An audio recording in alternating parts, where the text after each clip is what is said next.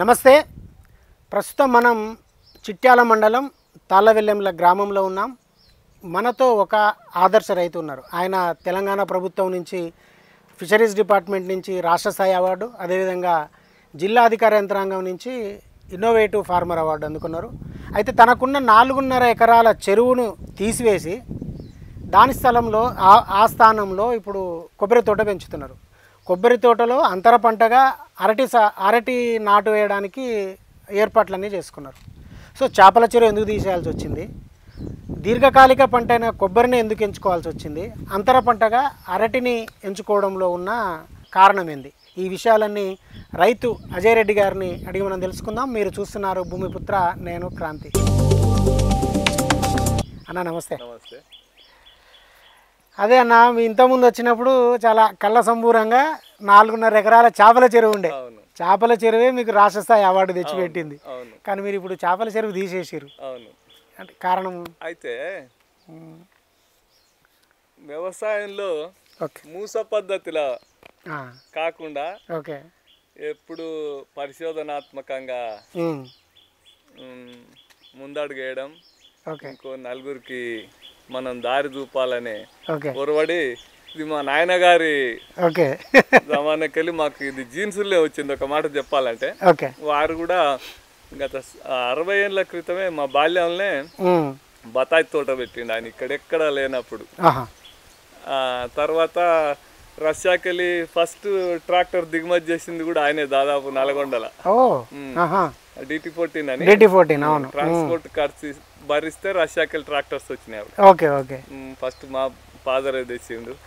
Even కంప చెట్లు కూడా ఉన్నాయి, సర్కార్ కంప అనేది. దీని కూడా ఢిల్లీకి ఇంటర్నేషనల్ ఎగ్జిబిషన్ ఢిల్లీలో పెట్టినప్పుడు అక్కడికి తెచ్చి పెడితే ఇప్పుడు మనం పీకలేక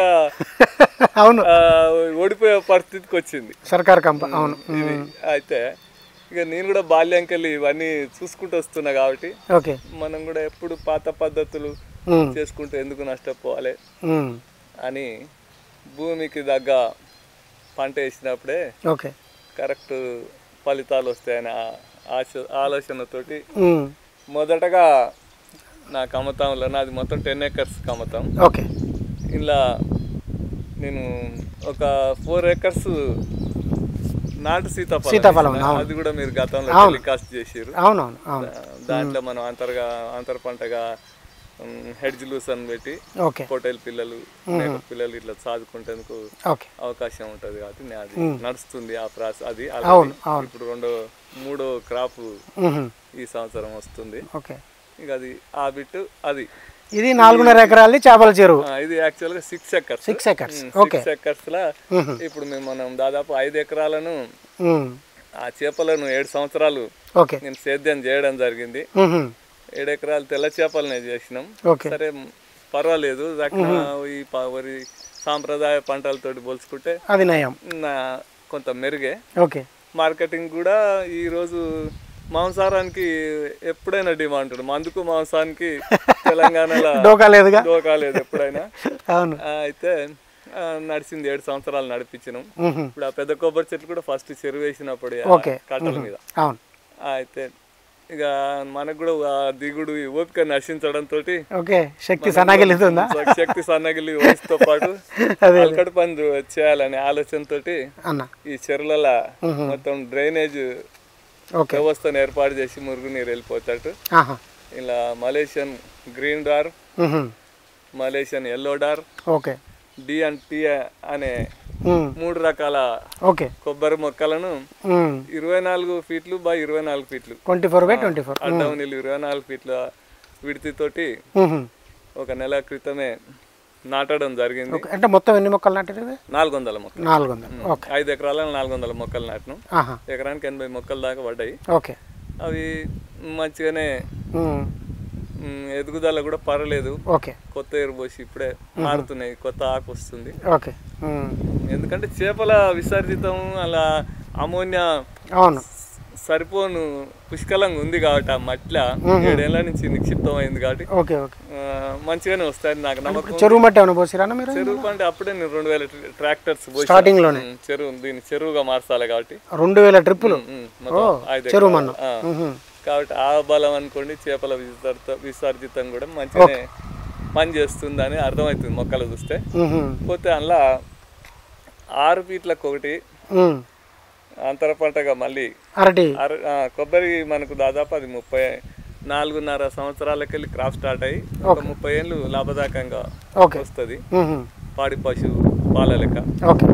అందుకోసం అవి పెట్టినాం. అయితే ఈ మధ్యన ల్యాండ్ ఎందుకు వేస్ట్ చేయాలి అనే ఆలోచనతో ఈ అరటి మొక్కలు గ్రాండ్ 9 అనే ఇంపోర్టెడ్ G9 ఇది ఇంపోర్టెడ్ వెరైటీ, ఇండియన్ వెరైటీ కాదు మొదలు. దీన్ని ఎక్స్పోర్ట్ క్వాలిటీ ఇది. అంటే టిష్యూ కల్చర్లో వచ్చిన కల్చర్లో ఎక్స్పోర్ట్ క్వాలిటీ ఇది. మంచి కాయ సైజు బాగుంటుంది, టేస్ట్ కూడా బాగుంటుంది, నిల్వ సామర్థ్యం కూడా ఉంటుంది. ఎందుకంటే అరటిల సాంప్రదాయక అరటి రకాలు నిల్వ ఉండయి, తొందరగా మెత్తబడిపోతాయి. ఇది ఇప్పుడు ఎక్కువ మన దుబాయ్ గల్ఫ్ కంట్రీస్ కి ఎక్కువ ఎక్స్పోర్ట్ అవుతుంది ఇండియాకి వెళ్ళి. ఈ రకాన్ని మనం ఎన్నుకోవడం జరిగింది. 5,000 మొక్కలను నిన్ననే ఇక్కడికి దిగుమతి చేసుకున్నాం. అంటే 400 కొబ్బరి మొక్కల మధ్యలో, ఎందుకంటే ఇది మీరు డ్రిప్ పెట్టారు దీని కొబ్బరికి కూడా. డ్రిప్ ఇప్పుడు అరటికి కూడా డ్రిప్పే అన్నిటికి డ్రిప్పే. సాధారణంగా కొబ్బరికి డ్రిప్ తక్కువ ఉంటుందని అనుకుంటా నేను. ఇప్పుడు మనం కూడా ఈ అరటి కోసమని ఆల్రెడీ డ్రిప్ దీనికి చేసినాం. అందులో కాలువలు బోదల ఏర్పాట్లనే మనం అరటి కూడా బోధ మీద కొబ్బరి కూడా బోధ మీద వచ్చింది. బోధల తర్వాత కాలువలు అవును. అయితే ఒక 4-5 months తర్వాత అరటి కూడా ఎదుగుతుంది. 2 feet హైట్ వచ్చిన తర్వాత దీని వేరు వ్యవస్థ కూడా బలంగా అవుతుంది. అప్పుడు బోధ నిండా అయినప్పుడు మనం డ్రిప్ బంద్ చేసి కాలువల ద్వారా వారించిన దీనికి తేమ కావాల్సినంత అందుతుంది, అరటి కూడా బలంగా వస్తుంది. సో రెండింటికి మల్టీపర్పస్ కాలువలు. ఇప్పుడు ఎందుకంటే తెలంగాణలో, అంటే మన నల్గొండ జిల్లానే కదా, తెలంగాణలో రాష్ట్ర ప్రభుత్వం ఎక్కువ ఎక్కడ ల్యాండ్ ఉన్నా కానీ పామాయిల్ సాగు చేయమని రైతులను ప్రోత్సహిస్తుంది. సో మీరు పామాయిల్ సైడ్ పోకుండా కొబ్బరి సైడ్ వచ్చారు. అందరం ఎప్పుడైనా ఒకటే దిక్కుపోతే కూడా అలా రేపు ఏమైతుందో ఎవరికి తెలియదు. ఇది అనుకోండి, హాస్పిటల్స్ దగ్గర పేషెంట్లకు కొబ్బరి నీళ్ళే రికమెండ్ చేస్తారు. ప్రతి గ్రామంలో జ్వరం వచ్చినా నొప్పి వచ్చినా ఇది ఒక మంచి పోషక విలువలు కలిగినటువంటి ద్రవం కాబట్టి కొబ్బరి నీళ్ళకు మొదటి ప్రాముఖ్యత ఇస్తారు. కాబట్టి మార్కెటింగ్ కు ప్రాబ్లం లేని పాట పెట్టుకోవాలి. ఏదో ఇప్పుడు వాళ్ళు వచ్చి తీసుకపోతేనే పామ్ ఆయిల్ ఉంది, మనం ఏం చేయలేము. కంపెనీ కూడా తీసుకుపోవాల్సిందే. డిస్టర్బ్ అయింది అనుకోండి, ఇంకేదైనా ఇబ్బంది వచ్చితే దాన్ని మన చేతులది కాదు, ఇది మన చేతులది. లోకల్ మార్కెట్ ఈడికే వస్తారు. ఇప్పుడు ఉన్నాయి, నేను ఫస్ట్ ఇప్పుడు మన ఈ చెరువు కట్టల మీద మొత్తం ఎన్ని ఉన్నాయి మొక్కలు? ఒక 150 ఉన్నాయి. 150 ఉన్నాయి. అయితే వాటి కాయలు సమ్మర్లో ఈడికే వస్తారు. వాళ్ళకి బోండాలు మనకు 20 రూపీస్ లెక్కన మనకి ఇంటికాడనే పైసలు కట్టిపోతారు కాబట్టి బాధ లేదు. ఇప్పుడు 400 మొక్కలు కాసిన మనం మార్కెట్ ఈజీగా చేసుకోవచ్చు, మనకు ఉంది, ఈజీగా చేయొచ్చు, సోర్సెస్ కూడా. సో అందుకని మీరు ఇక పామాయిల్ వైపు పోలేదు. అంటే ఫిష్ తీసేయడంలో ఏమైనా ప్రధాన కారణం ఉందా? అంటే చెరువుల్ని తీసేసి ఫిష్ మానేయడంలో మార్కెటింగ్ బాగానే ఉండే, దిగుబడి కూడా బాగానే ఉండే, కానీ ప్రధానంగా చేపల పట్టుడు కొంచెం బురదల దిగబాట్ల జర అదొకటి ఇబ్బంది ఉండే. మనం దిగితేనే వేరే వాళ్ళు దిగే పరిస్థితి ఉంది ఇక్కడ. మన ఓపిక తక్కువ అయిపోయింది కాబట్టి వృద్ధాప్యంలో పిల్లలు ఎట్లనైతే పెద్దలు పోషిస్తారో ఇప్పుడు అరటి కూడా, ఈ కొబ్బరి కూడా ఇప్పుడు ఆంధ్రలో చూసుకోండి, ఇంటి చుట్టూ 20-30 కొబ్బరి చెట్లు పెట్టుకుంటారు. ఇప్పుడు ఆ కాయలతోటే వాళ్ళ జీవనం వెళ్ళదీస్తారు, బర్రెపాలు అమ్ముకున్నట్టు అమ్ముకుంటారు. మనం 400 మొక్కలు చేసినప్పుడు తప్పకుండా మనం లాభదాయకంగానే ఉంటది. పని తక్కువ, ముఖ్యంగా ఏంటంటే లేబర్ పేస్డ్ కాదు, ఇది పెస్టిసైడ్. ఇప్పుడు ఈ ఏజ్ లా మేము ఆల్ స్వీప్ అనే మందును స్ప్రే చేసాం కలుపుకు. ఇప్పుడు అరటికి కానీ అంత వేసే దాంట్లో అంత క్లియర్ అయిపోయింది. అయిన తర్వాత ఇప్పుడు అరటి నాటేస్తాం. అరటి ఎప్పుడైతే ఎదుగుతుందో దాని ఆకులు పూర్తిగా నీడగా అమ్ముకున్నప్పుడు ఇక కలుపు రాదు. మనకు సో అరటిని ఎన్ని రోజులు ఉంచుతారు ఇప్పుడు ఈ కొబ్బరి మధ్యలో? ఎందుకంటే కొబ్బరి చెట్టు మీరు ఏమన్నారంటే 30 ఏళ్ళ పంట. 30 ఏళ్ళ పంట. సో మరి అది పెరుగుతూ ఉంటుంది, దానికి దీనికి క్లాష్ అవుతుంది. అందుకే మనం ఏం చేసినాం అంటే అరటికి 4 వైపులు కూడా 6 ఫీట్ దాకా అరటి పెడతలేము ఆ లైన్ కొబ్బరి దగ్గర. అప్పుడు ఏమైందంటే ఈ అరటి కవర్ చేసే ఇబ్బంది పోద్ది. మన కొన్ని అరటి మొక్కలు తక్కువ పడుతుండొచ్చు బహుశా, సంఖ్య తగ్గుతుంది అంటే 5000 పట్టకపోవచ్చు, కానీ మనం వాటి సేఫ్టీ కూడా ముఖ్యం కాదు. మనకు మెయిన్ మీది దీర్ఘకాలిక పంట అనుకుని కొబ్బరి వేసిరు. అవును, దాన్ని ప్రొటెక్ట్ చేసుకుంటూ మనం అదనం ఆదాయం పొందాలి. ఖర్చు. సో ఇప్పుడు ఈ అరటి మొక్క మనకి ఎంత పడింది? మనకి ఇది విత్ ట్రాన్స్పోర్ట్ 14 రూపాయలు. 14 రూపాయలు పడింది. కొబ్బరి ఎట్లా పడింది? కొబ్బరి బయట ఇప్పుడు అదే జడ్చర్ల జీకేఆర్ నర్సరీ అని ఉంది, కృష్ణారెడ్డి గారిది, అది కూడా పెద్ద నర్సరీ, ఫేమస్. కాకపోతే అక్కడ మొక్కల సైజు కొంచెం పెద్దగా ఉండే, అది 350కి ఇస్తాడు పెద్ద మంచి పోయింది ఆయన దగ్గర కూడా, కానీ అది మనకు లాంగ్ అవుతుండే. అయితే గడ్కేశ్వర్ దగ్గర ఔషాపూర్ అని ఉంది, ఇక్కడ తెలంగాణ నర్సరీ అని పెట్టిర్రు, అది కూడా ఫేమస్ నర్సరీ. వీళ్ళ దగ్గర పోయినప్పుడు ఏంటంటే మేము ఒకసారి మా బంధువులు మేము కలిసి 800 మొక్కల దాకా తీసుకున్నాం. 800 తీసుకున్నప్పుడు ఏం చేశారంటే వీళ్ళు 250కే ఇచ్చారు, కాదు కొంచెం సైజ్ తక్కువ ఉంది, చిన్న సైజ్. ఆయన ట్రాన్స్పోర్ట్ ఇచ్చిరా? ట్రాన్స్పోర్ట్ మనది. నా సలహా ఏంటంటే పెద్ద మొక్కలు తొందరగా కోలుకో, ఎందుకంటే చిన్న మొక్క అయితేనే తొందరగా వేరు వ్యవస్థ ఇది మన క్లైమేట్ కి అలవాటు పడుతుంది, ఎమ్మడే ఆరోగ్యకరంగా వస్తుంది.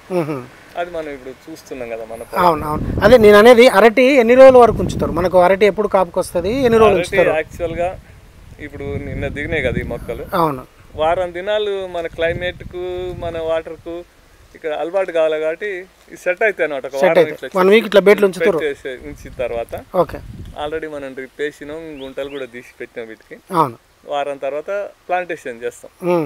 ఇక అప్పటి నుంచి ఇది 11 months క్రాప్. 11 months. కానీ పొట్టి రకాన్ని ఎందుకు ఎన్నుకోవాల్సి వచ్చిందంటే 30 ఏళ్ళలా అందనంత దూరం వెళ్ళిపోతాయి మన సాంప్రదాయక కొబ్బరి రకాలు. ఈ రోజు చెట్టు ఎక్కుతోడు లేడు అసలు. తాడి చెట్లు రోజు తాడి చెట్లు ఎక్కి జీవనోపాధి ఉన్న గీత వృత్తిదారులు వాళ్ళు బంద్ చేసుకుంటారు, ఎందుకంటే ఎక్కుడు శీతకాని పరిస్థితులు. అటువంటి కొబ్బరి చెట్లు ఇంకా జరిగి స్మూత్ అని ఉంటాయి, భయపడతారు ఎక్కడానికి. అందుకే డ్వార్ఫ్ వెరైటీ అయితే మనకు 2 feetకి వెళ్ళి 4.5 yearsకి వెళ్ళి ఖాత స్టార్ట్ అవుతుంది. 4.5 ఏళ్ల నుంచి 2 feet హైట్ లో స్టెమ్ రాగానే ఆ నుంచి గెలేస్తుంది, కింద గెల అంతది. అయితే మనకు 15 ఏళ్ళ దాకా ఇబ్బంది ఉండదు, చేతికి అందే ఎత్తులా ఈజీగా ఆఖరికి స్టూల్ వేసుకొని ఏదో బెంచ్ ఏదైనా వేసుకొని కూడా తెలుసుకునే స్థితిలో ఉంటాయి. సో అంటే 2 feet 4.5 ఏళ్ళలో 2 feetలకు వస్తుంది, అప్పటి నుంచే నీకు కాపు వస్తుంది, స్టెమ్ పెరగంగానే. సో రైతులు ఎవరైనా నిజంగానే మిగతా సాంప్రదాయ పంటలకు పోకుండా ఇలాంటి కొబ్బరి సాగు చేస్తే అంటే ఏమన్నా సమస్యలు ఉంటాయా? ఇబ్బంది? నీరు ఎంత అవసరం దీనికి? అది అడగలేను. 60 liters per plant ఉంటాయి. నీరు బాగానే కావాలి, మరి బాగానే కావాలి. నల్ల భూమి అయితే అంత నీరు అవసరం పడదు, ఎందుకంటే తేమ ఆపుకునే శక్తి దానికి నల్ల భూమికి ఎక్కువ ఉంటుంది. సౌడు భూమి కొద్ది సౌడును కూడా ఇది భరిస్తుంది.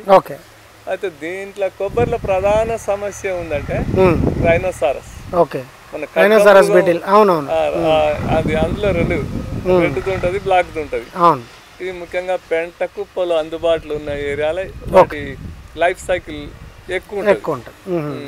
అయితే వాటికి ఈ మధ్యన ఫెరమోన్ వచ్చినాయి, గుళికలు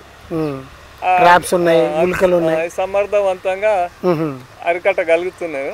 ఇంతకుముందేమో సాంప్రదాయక పద్ధతిలో మోనోక్రోటోఫాస్ వేరుకెక్కించుడు, లేకపోతే మొగిలో గుళికలు వేసుడు, చిన్న మొక్కల కాడ మొదల కాడ గుళికలు వేసుడు చేస్తుండ్రి.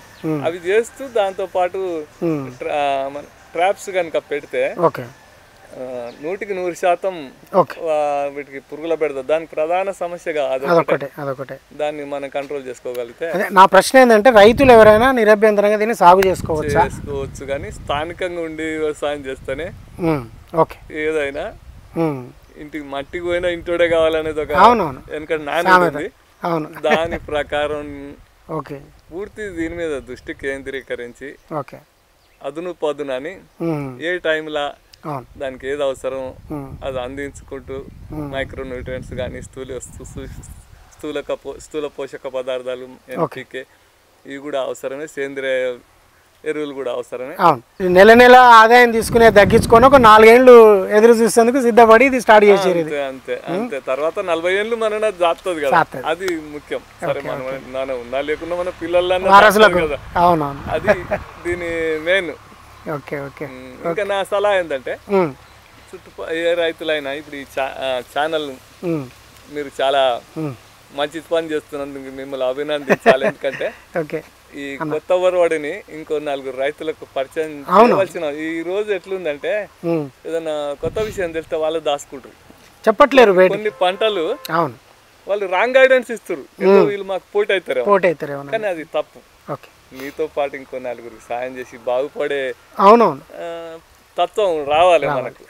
ఓకే అన్న, థ్యాంక్ యూ అన్న, థ్యాంక్ యూ. రైతులకు విలువైన సలహాలు సూచనలు ఇచ్చినందుకు. ఎందుకంటే ఇంతకుముందు మనం మీది చేపలు అది చేసినాము, సీతాఫలాన్ని చేసినాము, ఇప్పుడు ఇది కొబ్బరిది. సో ఈ అరటి కాపు తెంచేటప్పుడు మళ్ళీ ఒకటి చేద్దాం. ఇప్పుడు మన అరటి నాటుతుండని చెప్పినాము, చూపిద్దాం, మళ్ళీ ఒక వీడియో చేద్దాం.